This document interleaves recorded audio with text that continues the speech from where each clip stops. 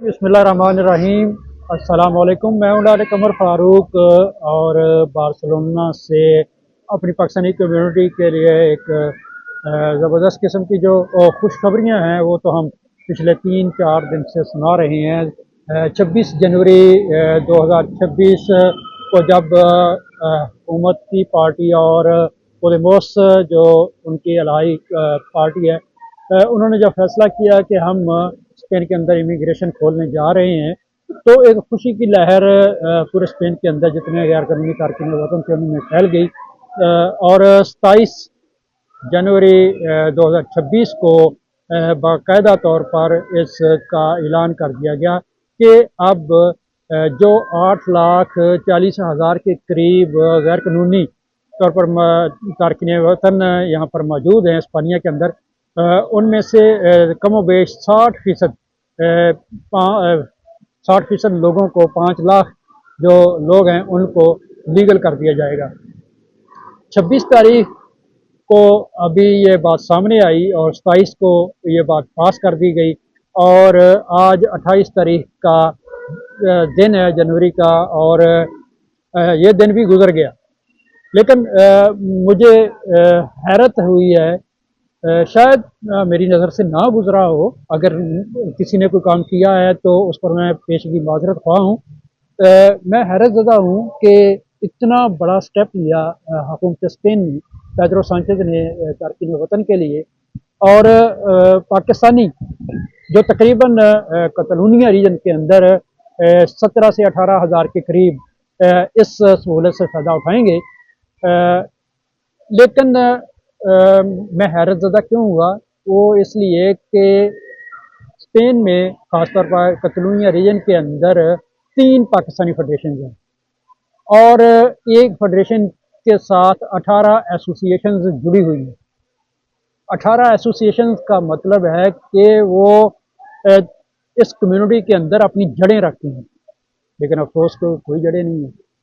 वो 18 मेरे ख्याल में अलामती कोई एसोसिएशन हैं और उनके कोई अलामती सदूर होंगे। अगर ओरिजिनल कोई समाजी वर्कर होता और एसोसिएशन का काम कर रहा होता तो वो कब का इन पाकिस्तानियों की खिदमत के लिए आवाज़ बुलंद कर चुका होता।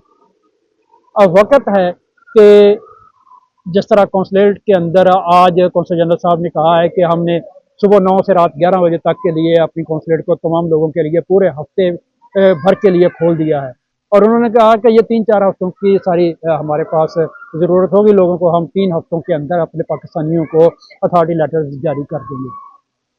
अच्छा, ये काम तो कौंसलेट का है, कौंसलेट ने ही करना है, लेकिन उन्होंने सहूलियात दे दी कि पूरे 7 दिन। लेकिन बाकी बहुत सारे काम हैं जो लीगल तरीके से होने ज़रूरी हैं, जिनमें वकील की ज़रूरत है। जो आप लोगों के इतने सादा लोग यहाँ पर पाकिस्तानी मौजूद हैं, उनको किसी चीज़ का इल्म ही नहीं है कि ये किस तरह सारा प्रोसेस करना है।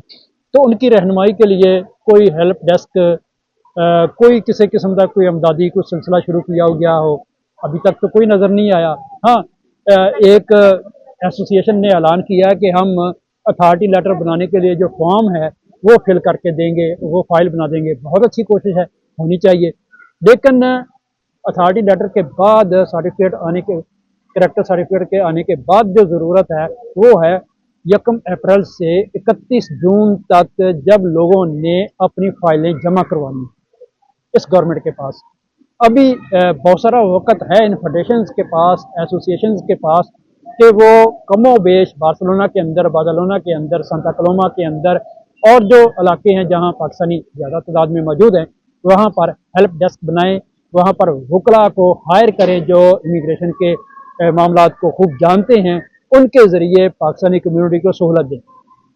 जो बड़ी बड़ी फीसें आम कमज़ोर बंदा देगा, उनको इस चीज़ से सहूलत मिले कि ये फेडरेशन, ये एसोसिएशन खुद अपने तौर पर उन लोगों को फैसिलिटेट करे, ताकि वो उनका वक्त भी ज़ाया ना हो, उनके पैसे भी ज़ाया ना हो, और वो बेहतरीन तरीके से क्वालिफाइड लोगों के ज़रिए एक अच्छी सहूलत के साथ यहाँ पर अपने कागजात जमा करवा सके।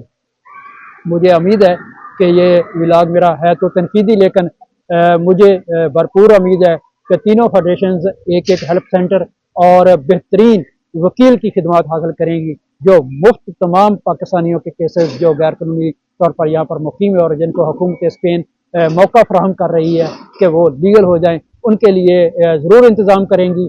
3 फेडरेशंस हैं, एक फेडरेशन की 18 एसोसिएशंस हैं। अगर वो 18 6 एसोसिएशन भी मिलकर बनाएं एक एक हेल्प डेस्क, तो 3 वो भी हो जाते हैं।